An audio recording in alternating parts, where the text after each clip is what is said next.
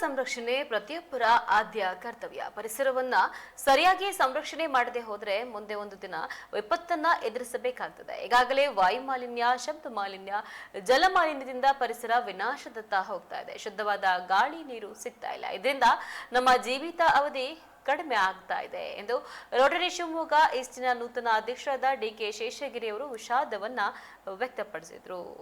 ಇಂದು ಬೆಳಗ್ಗೆ ನಗರದ ಹೊರವಲಯದಲ್ಲಿ ಇರುವ ರೋಟರಿ ಬಯೋಡೈವರ್ಸಿಟಿ ಪಾರ್ಕ್ನಲ್ಲಿ ಪದಗ್ರಹಣದ ಸಮಾರಂಭದ ಅಂಗವಾಗಿ ಸಸಿಗಳನ್ನ ನೀಡುತ್ತಾ ಮಾತನಾಡಿದರು. ಬಯೋಡೈವರ್ಸಿಟಿ ಪಾರ್ಕ್ನ ಚೇರ್ಮನ್ ಹಾಗೂ ರೋಟರಿ ಮಾಜಿ ಜಿಲ್ಲಾ ಗವರ್ನರ್ ಪ್ರೊಫೆಸರ್ ಎಸ್ ಚಂದ್ರಶೇಖರ್ ಅವರು ಮಾತನಾಡುತ್ತಾ, ಈ 20 ಎಕರೆ ಜಾಗದಲ್ಲಿ ಈಗಾಗಲೇ 5,000ಕ್ಕೂ ಹೆಚ್ಚು ಒಳ್ಳೆಯ ಸಸಿಗಳನ್ನ ಎಲ್ಲಾ ರೋಟರಿ ಸಂಸ್ಥೆಗಳ ಸಹಕಾರದಿಂದ ನೆಟ್ಟಿದ್ದೇವೆ ಎಂದು ನುಡಿದರು.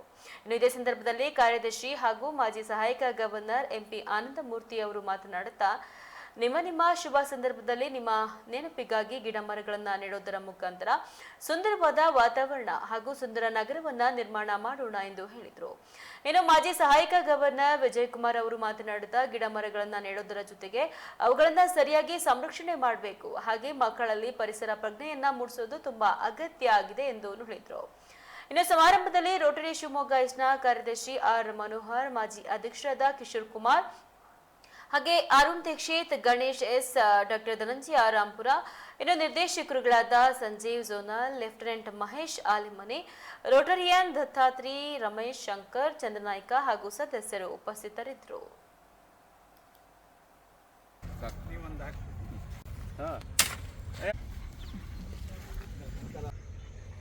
ಇವತ್ತಿದೆ ಬರೋ ಪೇಪರ್ಗೆ ಆಯ್ತಾ ಬರ್ರಿ.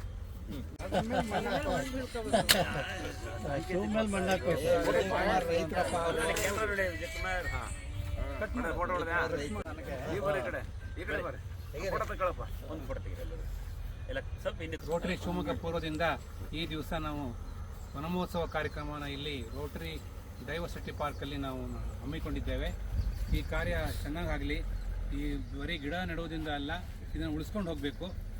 ಮುಂದಿನ ಪೀಳಿಗೆಗೆ ನಾವು ಈ ಒಳ್ಳೆ ಪರಿಸರವನ್ನು ಕೊಡಬೇಕಾಗಿದ್ದು ನಮ್ಮ ಜವಾಬ್ದಾರಿ ಇದೆ.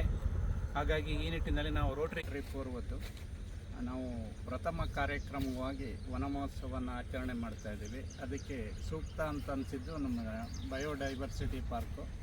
ಈಗಾಗಲೇ ನಾವು ಚೇರ್ಮನ್ ಬರ್ತಾ ಇದ್ದೀನಿ, ತಾಳಿ ಬನ್ನಿ ಸರ್. ಈಗ ಒಂದೇ ನಿಮಿಷ. ನಮಸ್ಕಾರ.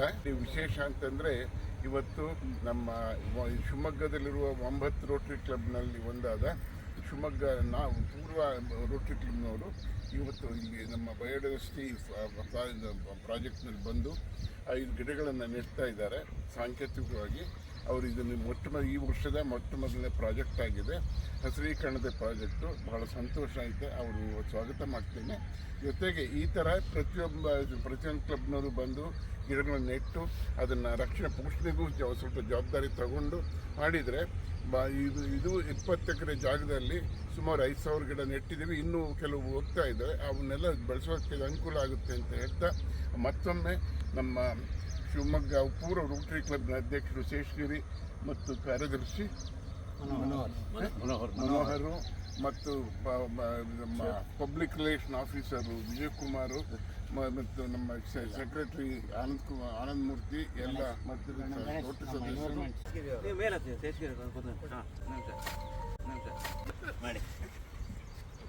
ಇವರು ನಮ್ಮ ಸಾಹೇಬ್ರನ್ನ ದಾಟಿ ಮುಂದಕ್ಕೆ ಹೋಗಬೇಡಿ, ಎಲ್ಲರೂ ಬರ್ತೀವಿ.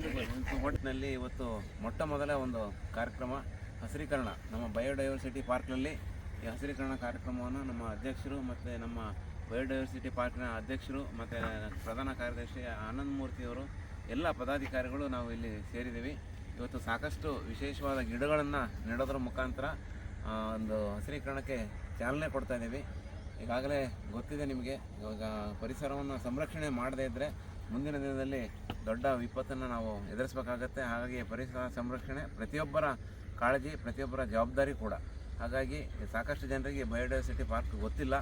ಇಲ್ಲಿ ಬಂದು ಬೇರೆ ಬೇರೆ ಸಂಘ ಸಂಸ್ಥೆಯವರು ಸಹಕಾರ ಕೊಡೋದ್ರ ಮುಖಾಂತರ ಒಂದು ಸುಂದರವಾದ ನಗರವನ್ನು ನಿರ್ಮಾಣ ಮಾಡಲಿಕ್ಕೆ ನಾವು ನೀವೆಲ್ಲರೂ ಸಾಕ್ಷಿ ಆಗಬೇಕು ಅಂತ ನಾನು ಕಳಕಳಿಯಿಂದ ಕೇಳ್ಕೊಳ್ತಾ ಇದ್ದೀನಿ. ಧನ್ಯವಾದಗಳು.